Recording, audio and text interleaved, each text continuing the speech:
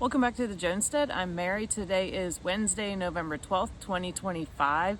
And the other day I did one of the stories I was talking about is the fact that the Farmer's Almanac, that it's not the old Farmer's Almanac, which is still operating. They're in Vermont, the Farmer's Almanac, but it has been in operation since 1918, I believe it is, or 1818, forgive me. They have said that they're closing down, and 2026 will be their last publication, and then they're done. They're not going to be on the internet. They're not going to be publishing their Farmer's Almanac book that comes out every year, and it's very unfortunate because you lose a lot of that, the knowledge, the institutional knowledge, the historic knowledge, and just being able to have access to that information when it's not just on the internet, but you can also purchase the book and have it at your fingertips. And then I saw a story recently, a school, literally they have to shut schools down because of the internet's down. And they have everything is online, and so if the internet's down, they really can't do anything because apparently they don't use pencil and paper anymore. But anyway, the reason, so it got me to thinking about how important it is to have books, to keep books, have your own personal library, because when the internet crashes, all that access is gone. For example, if you have a Kindle library, they can make that disappear. And so I've just always been a book lover. I like having them, having access to them. Just as a simple example, in the morning, I listen to 3 chapters on the audio Bible. Well, if the internet's down, I can't. So what do you do? Well, I have this so that I can go and read this instead of just saying, well, I guess I can't listen to or read my 3 chapters today. So very important to have this on hand, a Bible. And then I just wanted to kind of show you a couple examples of the books that I have. These are a few, and some I have picked up at thrift stores, some have been gifts, and some I've just got awesome clearance on them. But here's an example.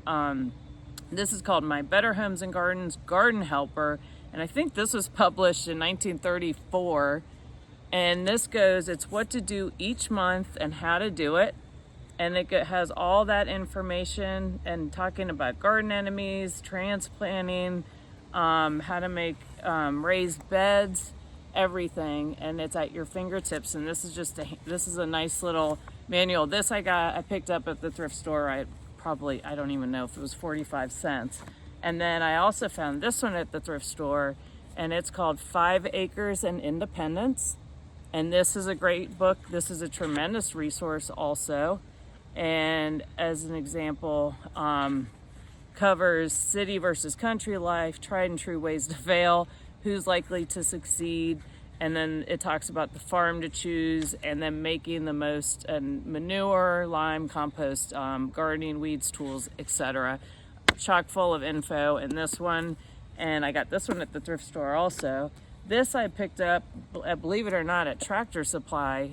It was $1. I found they had a bunch of books on the shelf and they were only $1. This one is Projects to Get You Off the Grid.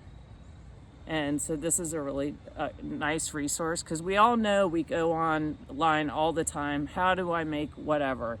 Or what can chickens eat? But if the internet's down, you cannot do that. And so it's always nice to have a resource that you can go to that's right on your bookshelf. This was actually a Christmas gift. This is the Mini Farming Bible. And this is an awesome book. And it talks about saving, buying, starting, and selecting seeds, maintaining and improving soil, using organic methods, canning, freezing, dehydrating, raising poultry. So this is one that's chock full of information. And what else here? This is another one I got at Tractor Supply for $1. It's Family Handyman, Most Requested Projects. And it's a how-to, because I'm very limited in my abilities when it comes to any kind of woodworking, as you've seen as evidence of the chicken coops that I've built. But anyway, so I grabbed this because I just thought it would be a great to have on hand. This is one I found at the thrift store. This is Reader's Digest Fix It Yourself Manual. And it says how to repair, clean, and maintain anything and everything in and around your home. And it talks about, fixing furniture, fixing your washing machine, your dryer, your bicycle, a clock. So this is really cool. I was glad to grab that. And then I also found this at the thrift store, Popular Mechanics Do-It-Yourself Encyclopedia. And then another example, this is another one I grabbed at Tractor Supply for $1, and it's called the Farm Made Cookbook. And it has traditional recipes in it. And so I really like this. I have quite a few cookbooks as well, because that's another thing. If the internet's down and you are like, oh, I want to look up a recipe, and you don't have any cookbooks on hand, you either make it up or you do something else. And so that's why I like to have these on hand. And, again, people who rely on just the internet, I'll be able to just grab it. Or, it's very concerning, the Kindle libraries, because you literally have seen them censoring those. And for political reasons, I've read articles where people have had their Kindle libraries they've just disappeared. So it's kind of like, also I look up a lot of things on YouTube, and there are YouTube channels that YouTube just shuts down. So that resource is gone. And so that's why I really think it's important to make sure that you are picking up, have a good library. You don't have to go overboard, but you can find great books at the thrift stores, and they're so inexpensive.